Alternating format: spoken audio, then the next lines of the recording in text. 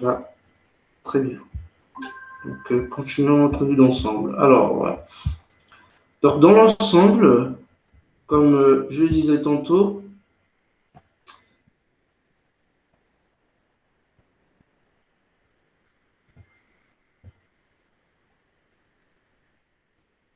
l'Afrique a une densité de population inférieure à la moyenne mondiale, avec environ 35 personnes par kilomètre carré, contre 47 personnes globalement. Cette moyenne est 4 fois moins élevée que celle de l'Union européenne, vous imaginez. Et, par exemple, toutefois, la croissance démographique moyenne y est très forte. Donc on sent que la population croît, le nombre d'individus sur le continent croît. Et selon les projections démographiques, la population africaine devrait doubler d'ici 2050. Alors ça interpelle. Donc d'ici 2050, nous aurons une forte population et la particularité, c'est que cette population, elle est jeune, à majorité jeune en tout cas. La richesse de l'Afrique se trouve, bien entendu, dans son sous-sol. En effet, le continent compte 24% des terres arabes mondiales. Alors là, les terres arabes, c'est des terres cultivables. Donc, sur 100%, nous avons 24% des terres arables. Alors qu'elles ne génèrent que 9%, vous imaginez, 9% de la production agricole. Donc, si en termes de pourcentage, donc si on avait par exemple 100 mètres carrés de terres arables, en gros, l'Afrique en a 24 mètres carrés. Et sur ces 24 mètres carrés, s'il faut planter de l'arachide, eh ben, ou bien voilà, des boutures de manioc, nous, on n'en ferait que 9 sur les 24 disponibles de terres qu'on nous a mis à disposition par le bon Dieu.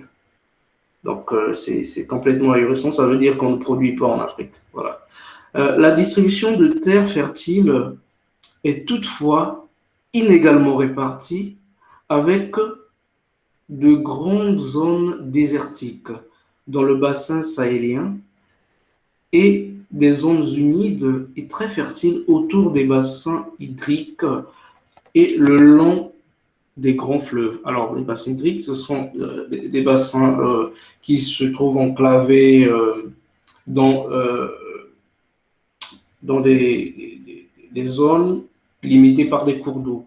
Donc, ce sont des cours d'eau qui alimentent les fleuves et au milieu, nous avons des grands bassins.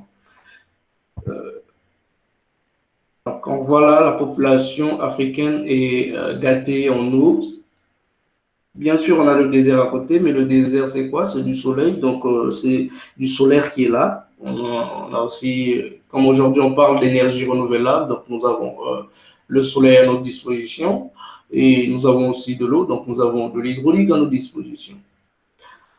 Donc, alors que certains n'arrivent pas à exploiter toute leur terre, d'autres peinent à cultiver des denrées de base, résultant ainsi à des épisodes de famine extrême que l'on a pu connaître au cours des décennies précédentes.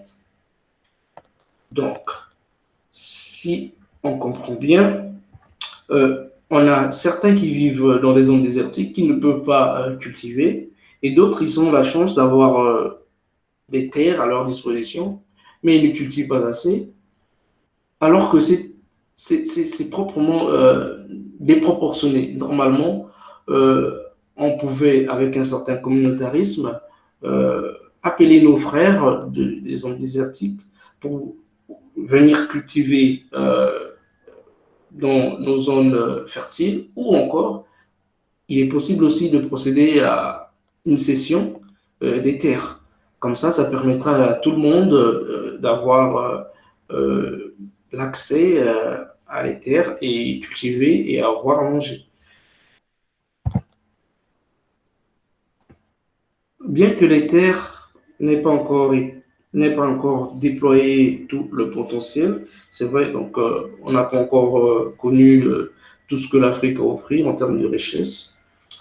C'est probablement le sous-sol africain qui regorge le plus de richesses. Alors là, ça devient intéressant. L'Afrique possède à elle seule, messieurs, mesdames, tenez-vous bien, plus de 60 types de minéraux différents, totalisant ainsi un tiers des réserves minérales mondiales, tout minerai confondu. Alors, à titre d'exemple, elle est dotée de 90% de réserves de platinoïdes. Platinoïdes, nous avons des platines, nous avons le ruthénium, ça sert à fabriquer des alliages. Nous avons aussi du coltan, 80% du coltan, vous imaginez. Le coltan, il est utilisé dans la fabrication des téléphones, hein, parce qu'il conduit bien la chaleur et donc il est utilisé pour les matériaux électroniques. On a aussi du cobalt. Nous avons également du tantal qui est utilisé en médecine. Alors, le cobalt est utilisé également dans la fabrication de certains métaux et alliages. Euh, Nous avons aussi du diamant. Le diamant, 40% du diamant est décelé en Afrique. Le diamant nous permet notamment, grâce à cette dureté, de pouvoir fabriquer des appareils ou des perceuses extrêmement précises. Et le diamant est surtout utilisé dans l'industrie pétrolière, hein, avec dans les forages. Donc, en gros, le diamant est apprécié pour sa dureté, en tout cas. 40% des réserves aurifères, on parle d'or, et 10% des réserves pétrolières. Enfin, n'oublions pas que le continent africain regorge de sources énergétiques très variées, réparties dans des zones distinctes. Abondance d'énergie fossile, voilà. Gaz en Afrique du Nord, pétrole dans le golfe du Guinée. Alors, le golfe de Guinée, c'est toute la partie en allant, en passant par les côtes du Sénégal, vous descendez jusqu'en Angola. Alors, toute cette zone-là, c'est ce qu'on appelle le golfe de Guinée. Les bordures de la mer, en tout cas. Et les bassins hydrauliques en Afrique centrale, hein, les tourbières notamment, chez nous dans le bassin du Congo.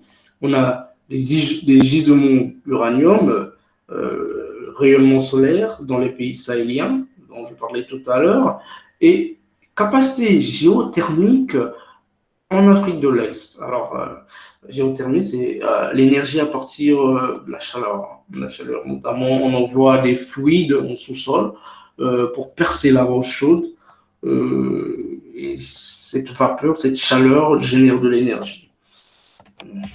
Donc, on parle de l'énergie calorifique, par exemple de l'énergie électrique.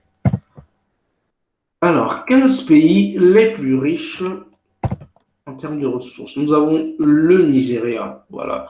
Le pétrole représente ainsi 40% du produit intérieur brut du pays.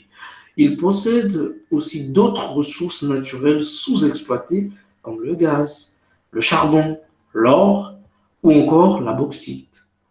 Employant 60% de la population active, son secteur agricole demeure aussi sous-exploité. Alors là, on a tout ça en commun. Côté agriculture, aucun pays africain voilà, fait la différence ou concurrence les grandes puissances. Alors, économie quasiment incontournable du continent, oui, ça c'est bon. Il est premier producteur et exportateur du pétrole brut. Aussi, il est cinquième producteur de pétrole au monde dans l'OPEP. L'OPEP, c'est l'Organisation des pays exportateurs de pétrole. Ensuite, nous avons le Botswana en deuxième position. Le Botswana est premier producteur au monde du diamant, en valeur en tout cas. Dans la majorité de la qualité de gemmes, les gemmes donc, du diamant en forme de poussière, de petites particules, il détient à lui seul 35% des diamants africains. À côté de ces diamants, on a évidemment du nickel, de l'or, du carbonate de soude qui est utilisé notamment pour notamment désodoriser les frigidaires, les congélateurs. Hein. Et on a du cuivre qui est utilisé notamment pour l'électricité, parce qu'il conduit extrêmement bien le courant électrique. Ok. Alors, en troisième position, nous avons l'Afrique du Sud. L'Afrique du Sud, c'est une nation ayant un énorme potentiel minier et très diversifié. Il est notamment numéro un mondial en production de chrome, manganèse. Le chrome est utilisé pour la fabrication des alliages également, notamment des alliages ferreux. Et nous avons le manganèse également pour le fer, platine, utilisé également pour les alliages, vanadium, vermiculine et numéro 2 en production d'ilménite, palladium, rutile, zirconium. La République démocratique du Congo. Ah, j'ai failli rêver. Je pensais que c'était notre République du Congo, mais bon. Voilà. Donc là, nous avons la République démocratique du Congo, qui est le géant de l'Afrique. En fait, toutes les ressources minières se trouvent en grande partie dans ce pays-là.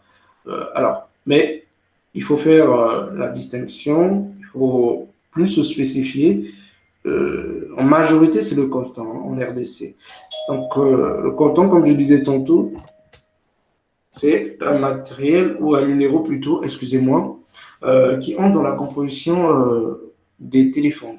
Tout téléphone mobile contient du coltan. Et la République démocratique du Congo en est le plus grand producteur mondial.